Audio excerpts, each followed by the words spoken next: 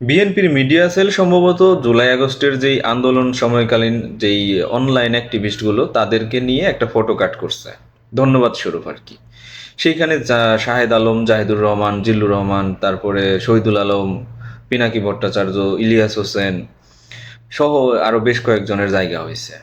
তো শাহেদ আলম এইটাকে আবার শেয়ার দিয়েছেন, শেয়ার দিয়ে তিনি এটা অ্যাপ্রিসিয়েট করছেন এবং বলছেন যে এইখানে আপনার তাসনিম খলিলের জায়গা হলে ভালো হতো। কারণ সত্যি সত্য বলতে আপনার জুলাই আগস্টের যেই আন্দোলন বা তার আগের থেকে যে গ্রাউন্ড তৈরি সব কিছু মিলিয়ে তাসনিম খলিলের একটা বড় অবদান আছে।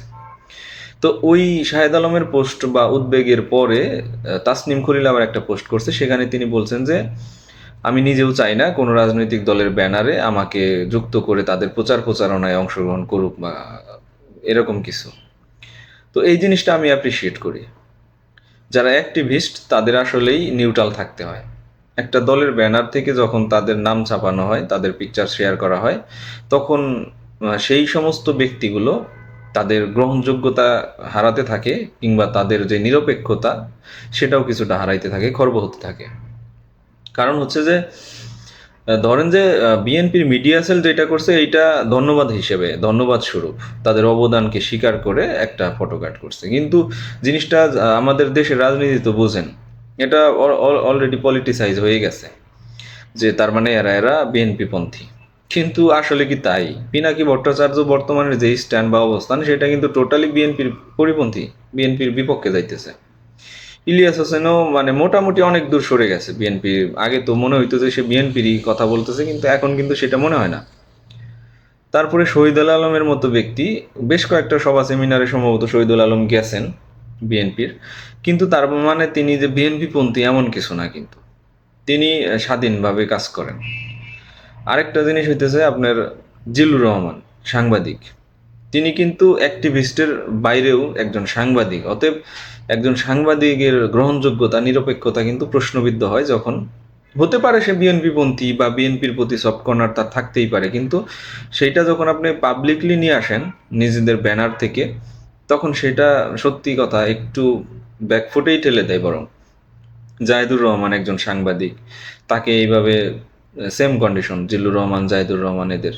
তারপরে শাহেদ আলমের ব্যাপারটা, শাহেদ আলম নিজের থেকেই প্রকাশ্যে আসছে অনেকটা বিএনপির পক্ষে দাঁড়িয়ে, কারণ তিনি হয়তোবা উপলব্ধি করতেছেন যে এই মুহূর্তে বিএনপিকে দুর্বল করলে সেটা হিতে বিপরীত হবে দেশের জন্য।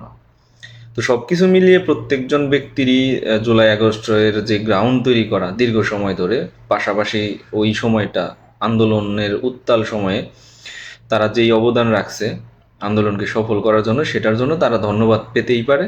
তবে রাজনৈতিক দলের ব্যানার থেকে সেইভাবে না করা উচিত ছিল, আমার কাছে যেইটা মনে হয়। আমি একজন সাধারণ মানুষ হিসেবে আমার কাছে এটা মনে হয়।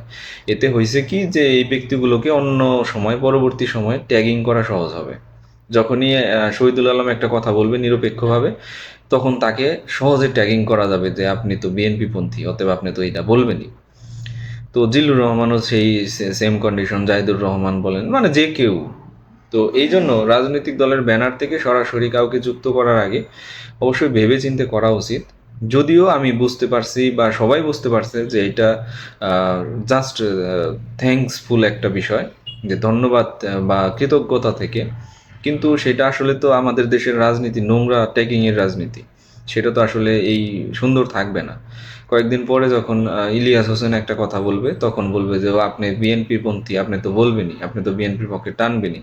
হয়তোবা বিএনপির পক্ষে বলার মতোই কথা, কিন্তু তারপরেও ট্যাগ করা যাবে বা তাকে তার গ্রহণযোগ্যতা নিয়ে প্রশ্ন ওঠানো যাবে, তার নিরপেক্ষতা নিয়ে প্রশ্ন ওঠানো যাবে।